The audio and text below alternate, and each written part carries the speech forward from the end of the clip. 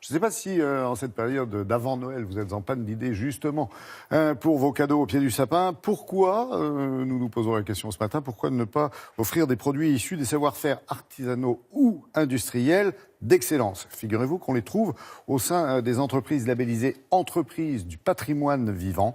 Il y en a 1400 en France et elles sont importantes pour notre économie puisqu'elles rassemblent plus de 63 000 emplois et réalisent un chiffre d'affaires important de 14 milliards d'euros. Sophie Pignal en a visité quelques-unes pour nous, pour vous.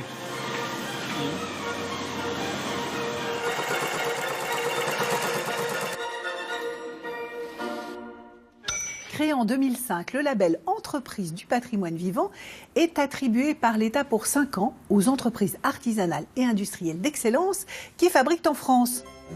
Exemple avec la société Petit Colin.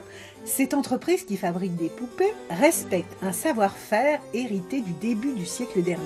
À Étain dans la Meuse, où depuis 1900 on fabrique des jouets. C'est un savoir-faire très important. Il faut essayer de le conserver le plus longtemps possible. Il n'y a pas un robot, il n'y a rien, tout passe dans les mains. C'est ça qui est bien, et c'est ça qui est beau. Il faut connaître les produits qui viennent du bout du monde et je trouve ça génial.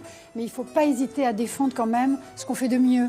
Donc il n'y a pas uniquement la mode, il n'y a pas uniquement la nourriture, il y a aussi des poupées ou des jouets de très belle qualité. Également labellisée Entreprise du patrimoine vivant, France Carte. Cette entreprise est installée juste à côté de Nancy et elle fabrique des jeux de société.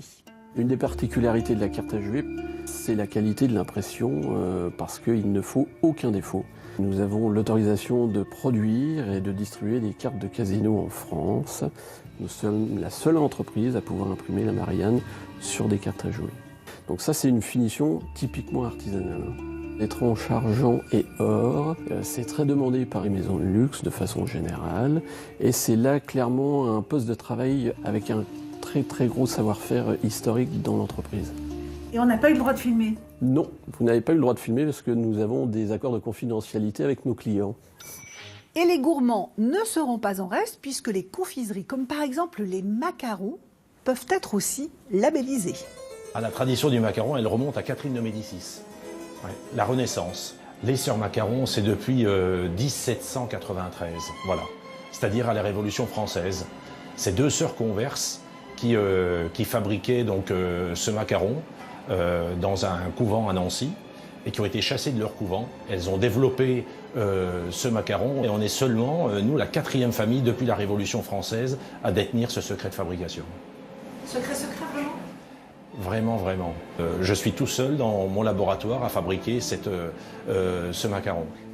Voici quelques idées pour ces fêtes de fin d'année qui peuvent contribuer à la préservation des savoir-faire et des talents économiques de notre pays.